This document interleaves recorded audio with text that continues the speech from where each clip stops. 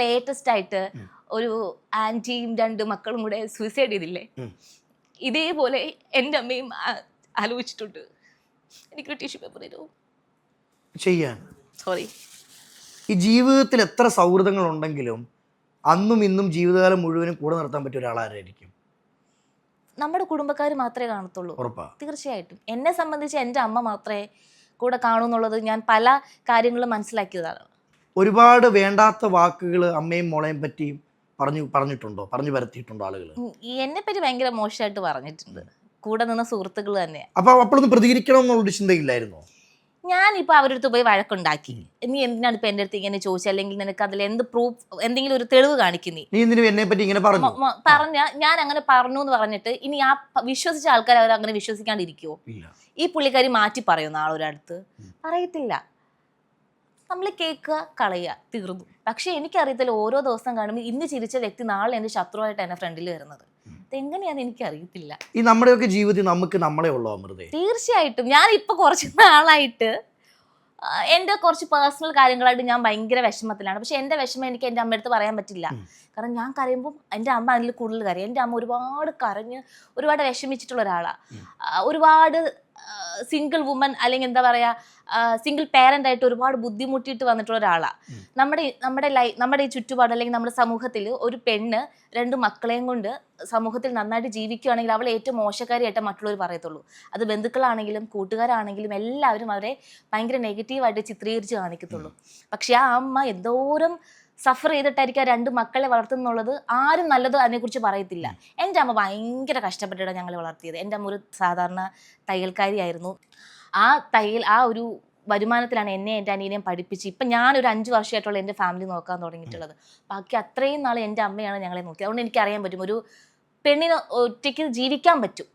ഇപ്പം ഭർത്താവ് ഇല്ലാന്നുണ്ടെങ്കിൽ പോലും അവൾക്ക് ഒറ്റയ്ക്ക് ജീവിക്കാൻ പറ്റും. പക്ഷെ അവളെ മാനസികമായി തളർത്തുന്നത് നമ്മുടെ ഈ സമൂഹത്തിലുള്ള കുറേ ആൾക്കാരാണ്. അമൃതയിൽ തേടി വന്ന 2-3 പ്രൊജക്റ്റുകൾ അമൃതയുടെ സൗഹൃദങ്ങൾ തന്നെ അമൃതയിൽ നിന്ന് അതില്ലാതാക്കി കളഞ്ഞെന്ന് വിശ്വസിക്കാൻ പറ്റുമോ?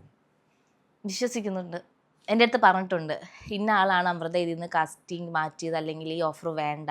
അത് ക്യാരക്ടേഴ്സ് മാത്രമല്ല, പ്രോഗ്രാംസും ഇനോഗ്രേഷനും സ്റ്റേജ് ഷോസിൽ നിന്നൊക്കെ മാറ്റിയിട്ടുണ്ട്.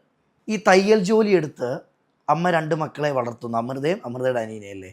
ശരിക്കും ഇപ്പോൾ അമൃത വീട് നോക്കുമ്പോൾ അറിയാം എന്തുമാത്രം കഷ്ടപ്പാടുണ്ടെന്ന്. ശരിക്കും അന്ന് അമ്മ കഷ്ടപ്പെട്ട് തയ്യൽ പണിയിലെ പൈസയും കൊണ്ട് മക്കളെ വളർത്തുന്ന സമയത്ത് അന്നത്തെ കഷ്ടപ്പാടുകൾ അമൃത കണ്ടിട്ടുണ്ടോ? തീർച്ചയായിട്ടും.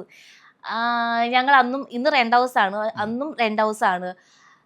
വാടക കൊടുക്കാൻ, അല്ലെന്നുണ്ടെങ്കിൽ കറണ്ട് ബില്ല്, നമുക്ക് നല്ല ഭക്ഷണം, നല്ല ഡ്രസ്സ്, സ്കൂളിൻ്റെ കാര്യങ്ങൾ, യൂണിഫോം കാര്യങ്ങൾ എല്ലാം ഞങ്ങളുടെ അമ്മ എത്രത്തോളം കഷ്ടപ്പെട്ടിട്ടാണ് ഞങ്ങൾക്ക് വാങ്ങിച്ചതെന്ന് ഞങ്ങൾക്ക് നന്നായിട്ട് അറിയാം. എൻ്റെ അനിയനെ എന്നെയും പഠിപ്പിച്ചത് വളരെ കഷ്ടപ്പെട്ട. ഒരു ഇൻസിഡൻറ്റ് പറയട്ടെ. ഇപ്പം ലേറ്റസ്റ്റ് ആയിട്ട് ഒരു ആൻറ്റിയും 2 മക്കളും കൂടെ സൂസൈഡ് ചെയ്തില്ലേ? ഇതേപോലെ എൻ്റെ അമ്മയും ആലോചിച്ചിട്ടുണ്ട്. എനിക്കൊരു ടിഷ്യൂ പേപ്പർ തരുമോ? ചെയ്യാൻ സോറി. അതായത് സൂയിസൈഡ് ചെയ്യാൻ ആലോചിച്ചിട്ടുണ്ട്. എന്തായിരുന്നു കഥ?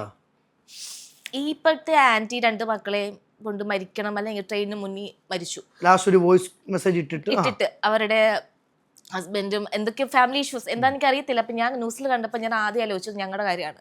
കാരണം ഞാനൊരു 10th പഠിക്കുന്ന സമയത്ത് ഭയങ്കരമായിട്ടും ഫിനാൻഷ്യലായിട്ട് സാമ്പത്തികമായിട്ട് ഭയങ്കര ബുദ്ധിമുട്ടുകൾ വന്നു. അപ്പം ആരുമില്ല സഹായിക്കാൻ, ബന്ധുക്കളില്ല, അന്ന് അമ്മയ്ക്ക് അങ്ങനെ ആരും ഇല്ല, സഹോദരങ്ങളില്ല, ആരും ഇല്ല. അപ്പം ഞങ്ങളുടെ അമ്മ ഒരു ദിവസം നൈറ്റ് ഇങ്ങനെ ജോലി കഴിഞ്ഞിട്ട് ഞങ്ങൾ 3 പേരും, അതായത് ഞാനും എൻ്റെ അനിയനും സ്കൂൾ വിട്ട് കഴിഞ്ഞാൽ നേരെ അമ്മയ്ക്കൊരു ചെറിയ ഷോപ്പുണ്ട്, അവിടെ നിൽക്കും. അത് കഴിഞ്ഞിട്ട് ട്യൂഷനും കഴിഞ്ഞിട്ട് ഞങ്ങൾ ഒരുമിച്ചായിരിക്കും വീട്ടിൽ പോവാം. അപ്പോൾ പോകുന്ന വഴിക്ക് ഒരു ദിവസം പറഞ്ഞു, എനിക്ക് പറ്റുന്നില്ല, നമുക്ക് ആരുമില്ല. അമ്മ പറഞ്ഞു നമുക്ക് ആരുമില്ല, നമുക്ക് ഇനി ജീവിച്ചിട്ട് മുന്നോട്ടും വലിയ കാര്യങ്ങളൊന്നുമില്ല, നമുക്ക് ഇവിടെ ഇങ്ങനെ ഈ ഒരു റെയിൽവേ ട്രാക്കാണ് അടുത്ത്, കിള്ളിപ്പാലം, നമുക്ക് ഇവിടെ പോയാലോ, നമുക്ക് നമ്മുടെ ജീവിതം അവസാനിപ്പിച്ചാലോ എന്ന് എൻ്റെ അമ്മ പറഞ്ഞിട്ടുണ്ട്. അപ്പം നമുക്ക് അന്നും വലിയ ബോധവും കാര്യങ്ങളും ഒന്നുമില്ല. അപ്പം എൻ്റെ അനിയൻ പറഞ്ഞ്, അമ്മ എവിടെ പോയാലും ഞാൻ കൂടെ ഉണ്ടാവും, എനിക്ക് ഒറ്റയ്ക്ക് പറ്റത്തില്ല എന്ന് പറഞ്ഞു. പക്ഷെ അന്ന് എനിക്ക് മരണം അങ്ങനത്തെ കാര്യങ്ങൾ ഭയങ്കര പേടിയോട് ഞാൻ പറഞ്ഞ് എന്നെ അമ്മൂമ്മയുടെ അടുത്താക്കിയിട്ട് നിങ്ങൾ എവിടെ പോയിക്കോളാൻ പറഞ്ഞു. പക്ഷെ ആ ഒരു തീരുമാനം, ഒരു പെണ്ണ് ആത്മഹത്യക്ക് ശ്രമിക്കാം അല്ലെങ്കിൽ ജീവിതം അവസാനിപ്പിക്കാമെന്ന് തീരുമാനിച്ചാൽ അവളുടെ മുന്നിൽ വേറെ ഓപ്ഷൻ ഒന്നും ഇല്ല എന്നാണ് എൻ്റെ അർത്ഥം. അവൾക്ക് വേറെ സപ്പോർട്ടായിട്ടൊന്നുമില്ല, ഇനി മുന്നിൽ മൊത്തം ഒരു ഇരുട്ടുമയമാണ്, അങ്ങനെ ചിന്തിക്കുന്ന ഒരു ആൾക്കാർ മാത്രമേ സൂയിസൈഡ് ചെയ്യത്തുള്ളൂ. പക്ഷെ അന്ന് എൻ്റെ അമ്മ, ഞാൻ മാറി നിന്നപ്പോഴും എൻ്റെ അനിയൻ കരഞ്ഞപ്പോഴും എൻ്റെ അമ്മ തീരുമാനം മാറ്റിയത് കൊണ്ട് ഇന്ന് ഈ കുറ്റം പറഞ്ഞ ആൾക്കാരുടെ മുന്നിലും മോശമായിട്ട് ചിത്രീകരിക്കപ്പെട്ടവരുടെ മുന്നിലും ഞങ്ങൾ വളരെ നീറ്റായിട്ട് അന്തസ്സായിട്ട് ഞങ്ങൾ ഇന്ന് ജീവിക്കുന്നു. അമൃതയുടെ ജീവിതത്തിൽ ഏറ്റവും വലിയ ബലം എന്ന് പറയുന്ന അമ്മയല്ലേ. പക്ഷെ ജീവിതത്തിൻ്റെ ഓരോ യാത്രയിലും എപ്പോഴെങ്കിലുമൊക്കെ ഒരാളെ നഷ്ടമായി, അല്ലെ ആ ഒരു വ്യക്തി എൻ്റെ ജീവിതത്തിൽ ഉണ്ടായിരുന്നെങ്കിൽ ഇത്ര സങ്കടങ്ങൾ അറിയത്തില്ല, അമ്മയ്ക്കൊരു താങ്ങായനെ തണലായനെ എന്നെപ്പോഴെങ്കിലും ഓർത്തിട്ടുണ്ടോ? അല്ലെ ലൈഫിൽ ആരെങ്കിലും മിസ് ചെയ്യുന്നുണ്ടോ? നമ്മുടെ ലൈഫിൽ നമുക്ക് അങ്ങനെ തോന്നിയൊരു വ്യക്തി എന്ന് പറയുന്നത് എൻ്റെ അമ്മ ഇത്രയും കഷ്ടപ്പെട്ടതും അല്ലെങ്കിൽ ഇത്രയും മോശം കേട്ടതൊക്കെ ഈ ഒരു വ്യക്തി കാരണമാണ്. ആ വ്യക്തി ഇപ്പം നമ്മുടെ കൂടെ ഉണ്ടായിരുന്നുണ്ടെങ്കിൽ നമുക്ക്, എനിക്കൊന്ന്, ഞാൻ ചിലപ്പോൾ ഒരു ഇൻഡസ്ട്രിയിൽ എത്തത്തില്ല, വേറെ ലൈഫായിരിക്കാം, പക്ഷേ മിസ് ചെയ്തിട്ടുണ്ട് അച്ഛനെയാണ്.